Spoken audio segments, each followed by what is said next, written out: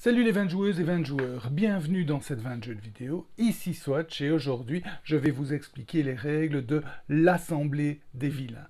L'Assemblée des vilains qui est une nouvelle version des loups-garous de Terceleux. Alors une petite parenthèse pour ceux et celles parmi vous qui ne connaissent pas ce jeu mythique que je pense beaucoup de gens connaissent qui sont les loups-garous de Terceleux. En 2 minutes, en quoi ça consiste? C'est les joueurs reçoivent tous un rôle caché. En gros, ils sont soit villageois, soit loup-garou, mais personne ne sait qui est qui. Et le jeu se joue en une succession de nuits et de jours. Et donc la nuit, tout le monde doit fermer les yeux, et je le jouais honnêtement. Et les loups-garous ouvre les yeux et tue une personne, désigne une personne qui est tuée et qui sort du jeu. Et puis la journée, tout le monde ouvre les yeux et tout le monde discute pour essayer de trouver les loups-garous, puisque tous les villageois doivent essayer de tuer les loups-garous, le ou les loups-garous en fonction du nombre de joueurs, et les loups-garous, ben, ils doivent tuer tous les villageois et survivre à la fin. Donc il y a à ça s'ajoutent des rôles spéciaux, des rôles cachés qui vont donner certains pouvoirs, comme par exemple le plus énigmatique, c'est la petite fille qui, elle, peut tricher, elle peut essayer d'ouvrir les yeux la nuit, mais attention, parce que si elle se fait voir, les loups-garous vont pas hésiter à la tuer. Il y a la sorcière qui peut soigner ou tuer quelqu'un, il y a la voyante qui, elle, peut voir une carte personnage par nuit, etc. Donc il y a quelques personnages spéciaux et qui donnent un peu tout ce piment au jeu, puisque la journée, tout à coup, il y a des gens qui vont accuser d'autres, on ne sait pas très bien pourquoi. Est-ce que c'est parce qu'ils ont un rôle spécial, ou bien est-ce que le rôle spécial lui a indiqué que... Enfin bon, voilà, vous pouvez imaginer, donc ça donne vraiment un jeu fantastique, savoureux, unique en son genre. Et donc, l'Assemblée des vilains est une nouvelle version de ce jeu. En fait, si ceux et celles qui connaissent l'extension Village des loups-garous, eh bien, elle est inspirée de cette extension. Mais attention, ce n'est pas l'extension Village ou ce n'est pas le jeu avec l'extension Village, non. C'est un tout nouveau jeu, mais qui intègre certaines choses nouvelles qu'on a vues dans cette extension Village, mais j'y reviens en détail dans cette vidéo. Et ici, ben, vous voyez, les vilains, c'est Disney, donc on a repris le rôle de Disney. Moi, personnellement, je me méfie toujours un petit peu quand voilà, des thèmes si commerciaux sont appliqués à des jeux, mais ici c'est vraiment une réussite, hein. Donc ici je vous le conseille, que vous soyez fan de Disney ou pas, c'est vraiment une petite pépite, c'est un jeu en soi, une nouvelle version des loups-garous. Donc dans cette version, il n'y a plus de loups-garous ou de villageois, il y a des vilains. Nous sommes tous des vilains de Disney, nous nous retrouvons par on ne sait quel maléfice tous dans un monde sombre, dans un royaume sombre, et on s'assemble et on pour gérer ce royaume de chaos, et bon, et voilà, et on est tous loyaux envers notre cause de vilain, sauf quelques traîtres parmi nous qui sont inconnus, qu'on ne connaît pas, et eux, leur objectif, c'est de renverser le pouvoir en place, et donc de tuer tous les vilains qui sont loyaux, et les loyaux, ben, leur objectif, c'est de trouver les traîtres et de les brûler au bûcher. Voilà pour le thème. Et voilà le contenu de l'Assemblée des vilains. Que des cartes, c'est très simple. Et donc, la grande particularité de cette version des loups-garous, c'est que les joueurs vont se partager les cartes vilains classiques, loyaux, et les cartes traîtres. Donc en fonction du nombre de joueurs, il y a 1, 2 ou 3 traîtres et le reste c'est des loyaux. Donc on va prendre le nombre de traîtres et de loyaux en fonction du nombre de joueurs, on va mélanger tout ça et on va les distribuer face cachée aux joueurs, et donc chaque joueur aura un rôle face cachée qui est soit un loyal, soit un traître. Tout simplement, donc c'est fini les rôles cachés spéciaux, la petite fille, la sorcière, la voyante, etc., le chasseur, le voleur, Cupidon, tout ça c'est fini. Donc on n'a plus de rôle spécial face cachée dans l'Assemblée des vilains. On ne sait être que traître ou loyal, point à la ligne.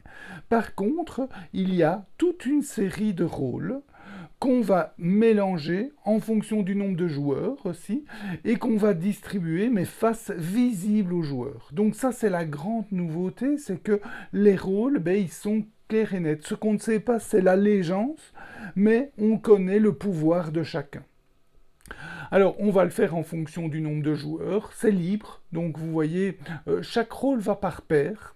Donc il y a toujours le rôle principal et le sbire, et donc on doit, en fonction du nombre de joueurs, prendre un certain nombre de rôles. Donc si on joue par exemple à 6 joueurs, c'est le minimum, donc ça aussi c'est une nouveauté, on peut jouer au jeu dès 6 joueurs, eh bien on va prendre 3 paires, par exemple ces 3-là, on va mélanger les cartes et on va les donner, distribuer aux joueurs et joueuses. Donc à 8, on prend 4 paires, peu importe lesquelles. À noter qu'il y a une petite aide de jeu assez bien faite ici, qui conseille d'utiliser certains personnages en fonction du nombre de joueurs, et aussi le nombre de loyal et de traîtres en fonction de ce nombre de joueurs. C'est un conseil, évidemment, si on prend ici Mère Gothel, eh bien, Mère Gothel est accompagnée de son sbire, hein, donc c'est 2, hein, donc vous voyez, à 6 joueurs, c'est 2 plus 2 plus 2, ça fait 6.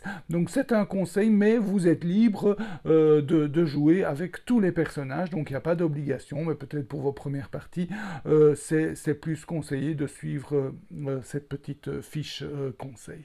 Donc voilà, on reçoit en fonction du nombre de joueurs, on mélange, on reçoit chacun son personnage. Alors, quelle est la particularité des sbires? Eh bien, la particularité des sbires, ils n'ont jamais aucun pouvoir, à l'exception elle est où je pense que c'est Maléfique, oui, c'est Maléfique, oui. À l'exception de Maléfique, qui a une petite exception, mais sinon, tous les sbires n'ont aucun pouvoir. Et les sbires, leur seule capacité, qui est en fait un maléfice, c'est que la journée, ils ne peuvent jamais voter contre leur vilain adoré. Hein. Donc, ils peuvent voter contre lui si ils sont sûrs et certains que leur vilain adoré est un traître. Parce que s'ils votent contre quelqu'un la journée, et que contre donc leur vilain adoré la journée, et que leur vilain adoré n'était pas un traître, ils meurent immédiatement. Donc c'est des sortes de couples, et ils doivent faire attention contre qui ils votent, puisqu'ils ne peuvent pas voter contre leur vilain adoré, sauf s'il s'avère que leur vilain adoré est un traître, alors il ne se passe rien pour eux. Mais s'il n'est pas un traître, et qu'ils ont voté contre lui, et qu'il meurt, donc, d'office, le sbire meurt. Donc ça, c'est la particularité des sbires, ils n'ont pas de pouvoirs spéciaux. Et voyons ensemble maintenant peut-être le pouvoir de chacun. Je les parcours assez rapidement pour vous donner une idée. Il y a des fois quelques petits points de détail dans quelques situations, mais tout ça est bien expliqué dans les règles, donc là, je vous laisse voir pendant les parties. Mais bon, le prince Jean, c'est très simple, il reçoit la couronne. En cas d'égalité des votes, c'est lui qui décide vers qui va le vote. Donc, c'est assez puissant, puisque surtout si, à la fin, il reste, il peut faire pencher la balance d'un côté ou d'un autre. Hein. Donc, l'air de rien, il est assez puissant. Le capitaine Crochet, lui, il peut emprisonner la journée un autre joueur, et ce joueur, si le capitaine Crochet meurt, ce joueur meurt aussi. Donc chaque journée, il peut emprisonner quelqu'un d'autre. La reine de cœur, elle est très comique, puisque la reine de cœur, une fois par partie, elle peut interrompre les débats pendant la journée et dire qu'on lui coupe la tête. Et à ce moment-là, on fait un vote contre la personne que la reine de cœur désigne. Tout le monde doit faire son pouce, plus ou négatif, pour savoir si cette personne est tuée ou pas.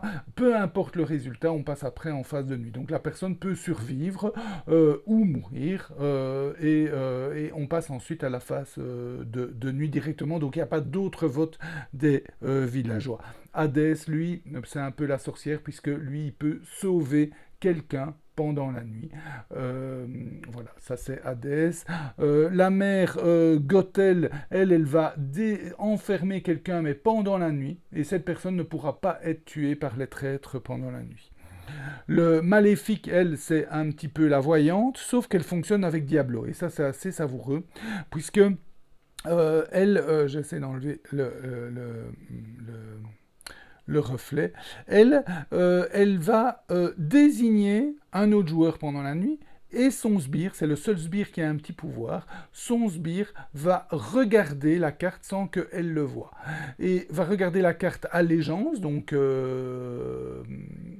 loup-garou ou villageois, enfin donc traître ou loyal, et ensuite il va remettre, donc il va regarder la carte qu'elle lui désigne, mais il va la regarder sans qu'elle le voie, et puis il va lui dire de quelle allégeance il est. Donc il va dire, voilà, c'est un traître ou un loyal.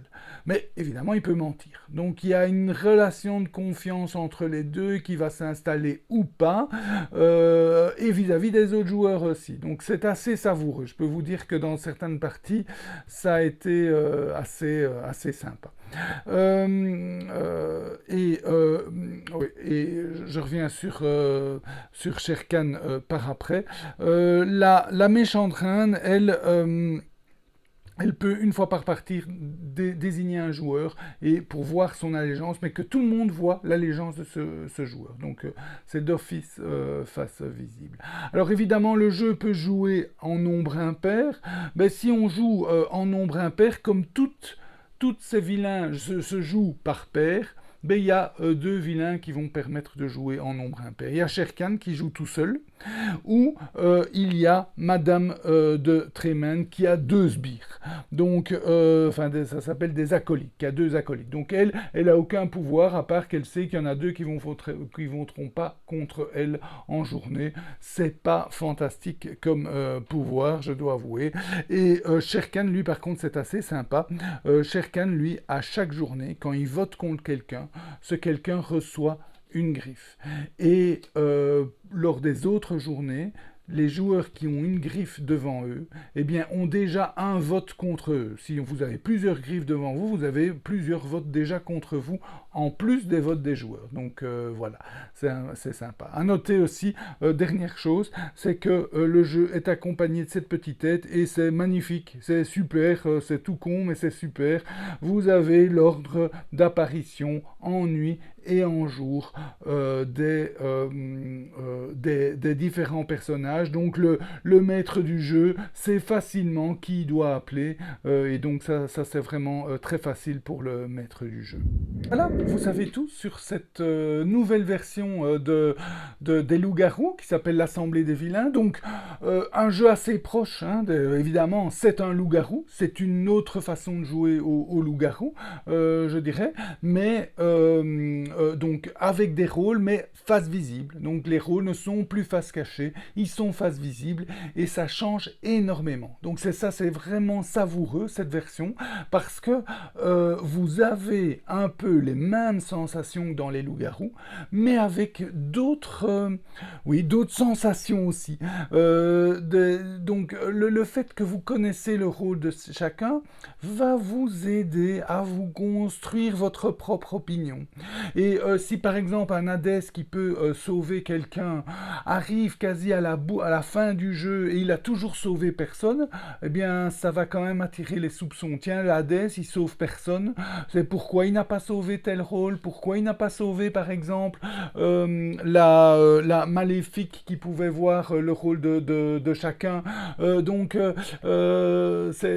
ça va amener de l'encre au débat assez savoureux, un peu tout. Maléfique est fantastique, hein, avec Diablo, elle sait qu'un joueur est loyal, mais est-il vraiment loyal? Est-ce que Diablo lui a dit la vérité? On ne sait pas. Et donc, il y a des suspicions. Il y a eu une partie où, je me rappelle, j'étais Diablo, et je dis à Maléfique, pas de problème, celui-là, il est loyal. Et puis, je me rendors, et puis les traîtres se réveillent et tuent justement celui qu'on savait qu'il était loyal. Donc, la journée, je suis un peu triste parce que je savais qu'une personne était loyale, mais il est mort. Donc évidemment, les gens disent « Ouais, c'est ça mon œil, est-ce que c'était vraiment lui ?» etc. Hein, mais en même temps, moi, en tant que sbire, acolyte de Maléfique, j'avais mes soupçons, et je l'ai dit. Écoutez, j'ai quand même des soupçons sur Maléfique. Elle sait qu'il est loyal, je lui ai dit, ça aurait été un allié avec nous contre les loups, contre les traîtres. Cet allié est tout de suite mort. C'est quand même étrange le hasard qui fait que justement notre allié, notre première année la nuit, est directement mort. Donc moi j'ai quand même des petits soupçons contre Maléfique, mais attention, je peux pas voter contre Maléfique, parce que si Maléfique n'est pas un traître, je meurs. Donc voilà, vous voyez le genre de discussion, et puis en plus, si je tue Maléfique, je perds mon pouvoir. Je n'ai plus mon pouvoir de pouvoir voir une carte là. Donc si Maléfique meurt, on perd un atout. Donc tout ça fait que, voilà, ça enrichit les débats. Est-ce que ça vaut vraiment la peine de tuer déjà Maléfique, même s'il y a un petit soupçon contre Maléfique? Et puis est-ce que tout ça, ça va pas se retourner contre moi de raconter tout ça? Est-ce que je suis pas en train de mentir, etc. Et donc tout ça va... le fait qu'on connaisse les personnages est vraiment savoureux. Vraiment, vraiment savoureux. Et c'est beaucoup mieux que dans Village, parce que dans Village, vous gardiez les rôles du jeu de base. Donc vous pouviez être la sorcière, face cachée, personne ne sait que vous êtes la sorcière, mais en même temps avoir un rôle face visible avec le village. Et donc vous aviez double rôle, double casquette. Et là, ça compliquait quand même vachement les choses. Bon, c'était sympa, hein, je dis pas, hein, mais ça compliquait. Ici, on a épuré les choses, on n'a plus qu'un seul rôle spécial, et en plus il est visible, et ça marche du tonnerre. Et ça, c'est vraiment fantastique, parce que ça marche. On pourrait se dire, tiens, ça aurait été quand même plus sympa que les autres ne sachent pas mon rôle. Mais non. Oui, c'est sympa. Évidemment, dans le jeu de base, c'est super sympa. Mais ici aussi, c'est super sympa de connaître le rôle. Donc ça donne vraiment des nouveaux débats, et même être un simple villageois, un acolyte là, qui n'a aucun pouvoir, à part qu'il ne peut pas voter contre son vilain, mais sinon il n'a aucun pouvoir, et bien même là, c'est beaucoup plus, enfin je trouve en tout cas que c'est plus savoureux que dans le jeu de base, parce qu'on connaît le rôle de chacun, et donc on sait comment telle ou telle personne devrait agir s'il jouerait bien ou s'il jouerait... Alors des fois on est là, mais enfin, t'as mal joué, ou bien, est-ce que t'as vraiment mal joué? Est-ce que tu ne serais pas un petit traître? Voilà, donc tout ça pour vous dire que c'est vraiment une grande réussite, ce jeu. Je ne sais pas combien il a d'années, mais bon, allez, arrondissons à 20 ans, les loups-garous, c'est peut-être plus, c'est peut-être moins, je ne sais pas, j'ai pas été vérifié avant ces vidéos, mais c'est pour moi la première fois où le jeu est vraiment autant renouvelé, et donc je vous le conseille, si vous aimez ce genre de jeu, évidemment, si vous aimez les loups-garous, n'hésitez pas, ça donne vraiment autre chose. Et ne vous arrêtez pas la première partie aux premières sensations. Parce que il se peut qu'après la première partie, vous vous dites, ouais, sympa, mais faites-en plusieurs et vous allez voir comme vous allez vous imprégner de ces nouveaux personnages et comme vous allez pouvoir comprendre comment chacun peut bien jouer ou moins bien. Voilà. C'était donc la dégustation de l'Assemblée des vilains. J'espère qu'elle vous a goûté. Moi, en tout cas, je déguste un petit Cahors tout excellent. Et je vous souhaite de bien vous amuser. Allez, hop.